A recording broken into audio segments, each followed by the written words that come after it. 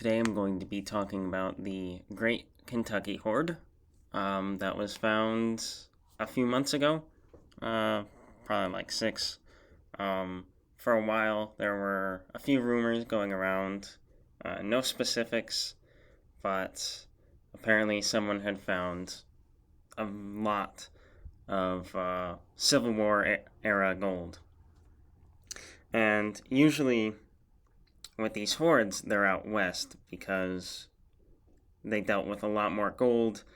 People were really into hiding things out in the west, being lawless and such. And so this particular hoard is pretty neat in several instances. One, they're Philadelphia coins. And two, they're Civil War era, which are always popular and quite hard to find, especially nice.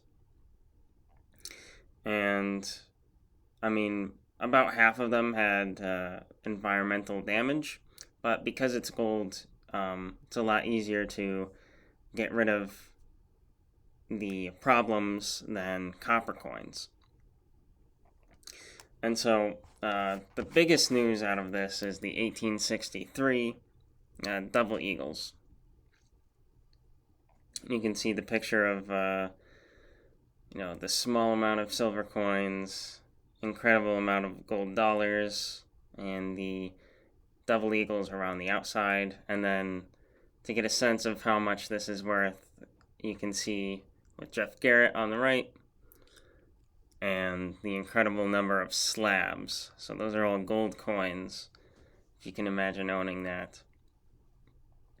Unfortunately, government somehow got the offer to offer these, which is a bummer, because that's not really who you want handling something like this.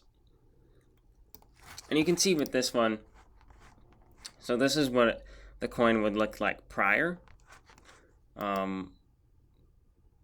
Obverse is fine, but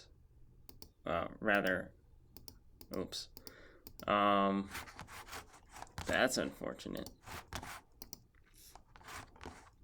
We can see, being in the ground, especially lots of salt, it gets, if you can imagine putting anything underneath a cave and having the stalactites drip mineral water, that's really what it would look like. This most looks like the Saddle Ridge Hoard, which happened like 10 years ago. Yeah. But this is essentially what the hoard would have looked like, both Saddle Ridge and the Kentucky, because putting things in ground is an excellent way to save money. But a lot of gold dollars as well. You can see they have the special label. And I also wanted to show everyone a little trick. When things like this come out, or, in general, you want to look for coins within a specific run, NGC is a little bit harder to do because of how they treat their cert verification. But let's say you want to look at the gold dollars. So you take 214-0830, and then the last three, that's going to be any number between 0 and, at least 31. Probably a few dozen more than that.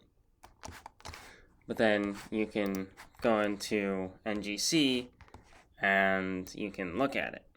So 214-0830, I'm guessing, is the 1862 only. And we can take this, because you need the grade, you have to guess. And you only get a certain number of, first guess. You only get a certain number of tries on NGC for whatever reason. But that's a good way to look at these if you want to take any closer examination of them.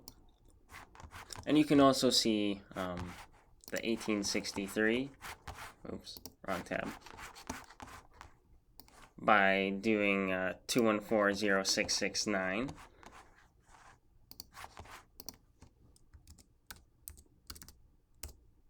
001, and we can guess 63.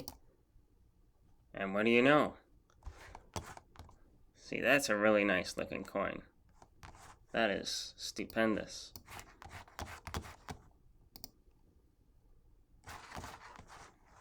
Very cool. And see, without knowing this, you'd never be able to see them unless someone took a picture of them later. And also props to NGC for, giving decent pictures finally up on the actual slab. So that's decent. And I would also say that they did an excellent job conserving these. A lot of times with shipwrecks and other mineral deposits on the coins kind of look washed out. If you look at anything in the SS Central America, they kind of look drained, I guess. They don't look like the fresh orange gold.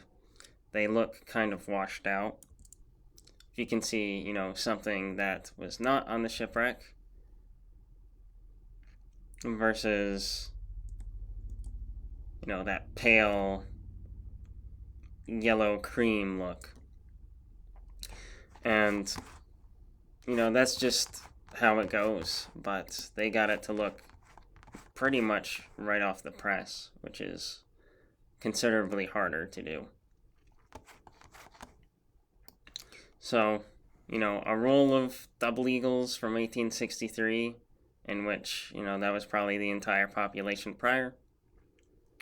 Overall, very cool. Very excellent to see all the pictures if you want. And which coin would be your favorite? Because 1850 to 1862, it's a lot of great dates. Civil War coins are always extremely collectible.